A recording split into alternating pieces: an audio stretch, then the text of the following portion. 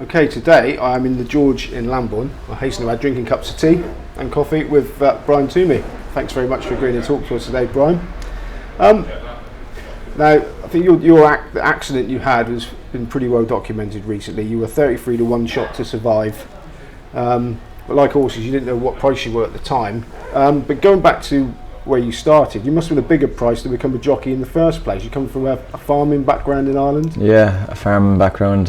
My family aren't into racing. They're not racing people, but I was lucky enough. I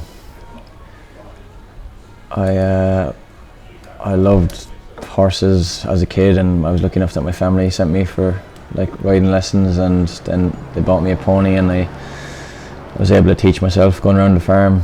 It started from there really.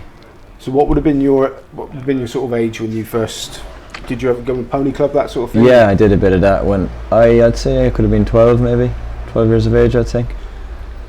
I think 12 years of age when my parents bought me my first pony, so I was lucky. And would you take part in point to points and that sort of thing? Yeah, point to points in Ireland before I came over here, and it was a very good learning curve. I was learning off some of the best horsemen that I've ever dealt with. You know what I mean? It was a very good learning curve. I was learning off good people. Now, when did you decide to take the plunge and come to England? Where did you start? Well, it was, my mum is a nurse, and she nursed with Brian Meehan's father. He was a surgeon, and he passed away last year, God rest him. But it was a bit of discussion they were having, and they came up with the plan that it would be a good idea for me to come to Ireland. Come to England. Sorry, it was good for it'd be good for a young lad to get opportunities and get going. So I finished school, completed school, and came straight over. And your career was going very well with about 80 winners, and then in July 2013 you had your accident. Yeah. Now, I understand that the BHA sent out a press release saying you'd actually died. Did anybody see that didn't know that you hadn't at the time? Was that something that... No one's ever admitted to have seen it, but it was so bad in the early stages. I think people were expecting it probably, you know what I mean? I had lost consciousness when I got the fall. I was taken to hospital with a 3% chance of survival, to be honest. People were probably expecting it, but it was very hard for my family. Like my funeral was practically arranged. I think my mother had my organs donated. So it was, I was written off. I think it was so bad that I was written off. Obviously, you learnt about this in hindsight. I mean, how did your family cope being remote over in Ireland, and how long were you critical that it could go either way for? Well, on the day of the injury, I was very lucky. A close friend of mine, Brian Hughes, he actually rang. He was the first person to pick up the phone to speak to my family in Ireland, and I'm sure it was one of the worst phone calls he's ever made, to tell him how bad it was. So they had to come straight over. They had to get the first flight over, but I was then put in an induced coma for I think 12 or 13 days. So I mean, I think for the first 2 weeks they probably thought it could go either way. Okay, then you woke up and found out how lucky you'd been and that you got these horrific injuries. You spent 157 days in hospital recovering. There must have been some pretty dark times for you at that point. Yeah, well, during that period. Well, I was lucky in a way. I don't remember a single thing from being in hospital, and when I did come out of hospital, I was still getting a lot of occupational therapy, and I was in a lot of rehabilitation. But I was on seizure tablets, and they were quite strong. So they kind of have the effect they have on you. I remembered they just knock you out, kind of. They switch everything off. So I was unaware of how serious it was until I've looked back and seen press releases of me, of apparently I was dead and stuff. It was very hard on my family because I was unaware of what was going on. I mean, they came out quite bad out of it. Now, before we decided to come to the pub, we met at Oaksey House, which is in Lambourne and helps injured jockeys. I mean, how helpful have they been in your rehabilitation? It's unbelievable. I mean, we're very, very lucky as the jockeys, because our ex-jockeys, I mean, the care that's there for us is incredible. I don't know how jockeys ever did without it, whether it's rehabilitation, whether it's physio, whether it's any kind of even mental illnesses or anything you're going through, they're there for you. They're only a phone call away, and the care that's there for us is incredible, and they've been very, very good to me, and I'd be lost without them, to be honest. Okay, now you come across as being very sort of confident and determined, but there must have been, how do you cope when you sort of lay there at night and you get the why me sort of moments? And does that happen very often? Did you manage to banish it? No, it did happen very often, and a lot more than I've admitted to people, because I think as a young lad you've got this little ego. You think it's not you don't think it is very cool to admit that you're struggling. Like, I struggled, I really, really did struggle, and I kept a lot of it to myself because I didn't want to speak to people about it. I didn't want to tell them like how much it was affecting me, but I was becoming nocturnal nearly. I had more sleepless nights. Like, I was just lying in bed thinking, why me? Like, I felt like my whole life has completely been taken off me. I didn't realise, actually, you know what, I'm very, very lucky. Still very lucky to be here. I didn't realise how lucky I was, but there was a lot of dark days. And since then, obviously you've been talking about it to the press. Did opening up to somebody help?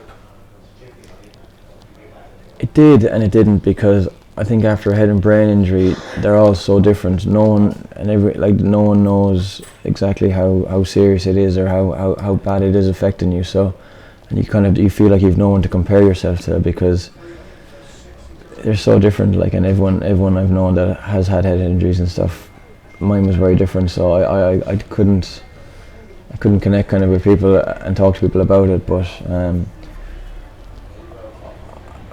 I don't know how I got by keeping it all to myself, because it was very tough.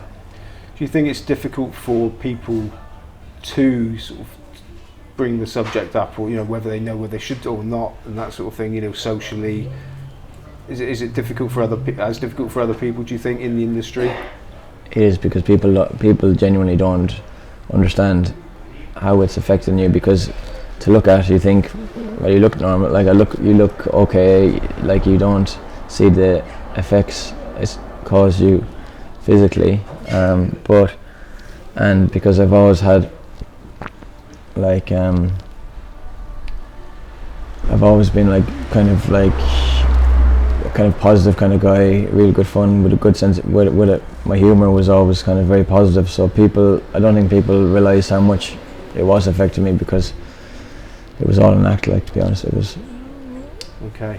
Now, I've read that you had to retake the driving test. How many other sort of things did you have to learn to do again? It sounds like a real sort of uphill challenge.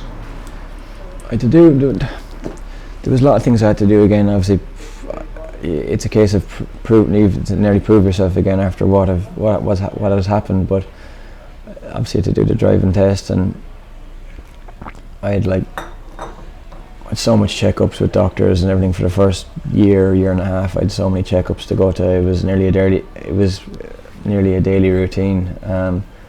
But then I got back racing 2 years after the injury. So up until then, I had fitness tests. I had everything. I had a lot to do. Right, that's interesting. You were back in the saddle amazingly after 2 years after your injury. Most of that first year you spent in hospital, so 18 months really.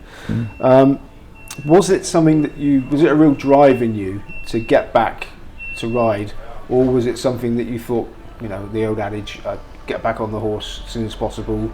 What was your motivation for getting back in the saddle that quickly? I mean, it was my passion, it was my dream, it was my dream job. I felt like it'd been taken off me. I felt like I was very hard done by, so I wasn't going to give up. I was trying my hardest to get back being competitive again, get back and have a future out of being a jockey. I was delighted I did get back, but I mean, it wasn't very it wasn't a very clever thing to do, or it wasn't very kind of me, because my family were just worried about me, and people close to me just really wish I hadn't done it, but I was too independent. I didn't listen to anyone. I put myself first, which I do regret. I have a lot of regrets, because I probably like went against people giving their opinion about me doing it or not doing it. So I mean, I apologise. I couldn't apologise enough, but I wouldn't have taken another heavy fall, so I knew that myself. So I was very stupid to do that. It seems slightly surprising that, you know, knowing the possible consequences that you were given your licence back. Really, was that something that surprised you at the time? Yeah, I didn't. It was the biggest con of all time. I don't know how I got back, because in order to get back being a jockey, you have to be at no greater risk than the next jockey. So, I mean, I would have been riding against like top jockeys like Richard Johnson and Noel Feely, and I had to prove that I was at no greater risk than them. But I mean, half my head is, I have a titanium plate in my head. I'd lost consciousness before. I had such a bad, but I got back and I had 23 rides, but I didn't get back into the winners enclosure again. But I gave it every go. Okay, so what was the sort of catalyst where you decided, right, I've made a rick here, I shouldn't have come back, and decided to hang your boots up again? Well, it was from an idol of mine actually. I went home for a weekend, and I went up to Enda Bulgers, and relations of mine were the McNamara's. I mean, poor John Thomas, God rest him, passed away, and my other cousin Robbie was paralysed from a fall. And then the Bulger pulled me aside, and he said, "You don't realise what you're putting your family through." He said, "You need to hang your boots up. You can't keep doing this." And I just, there and then, I swallowed. I took it all in, and I put an end to it. But then a few years later, when a year later, when I went home to Ireland for a little while. And I was riding out every day, and I never lost how passionate I was about it. And I reapplied for my licence in Ireland, and they turned me down. A neurosurgeon said that I wouldn't face another concussion, so I got turned down after getting back 2 years later. After 2 years after injury, I got passed, but then I was turned down. So it was an end to it. It was definitely put.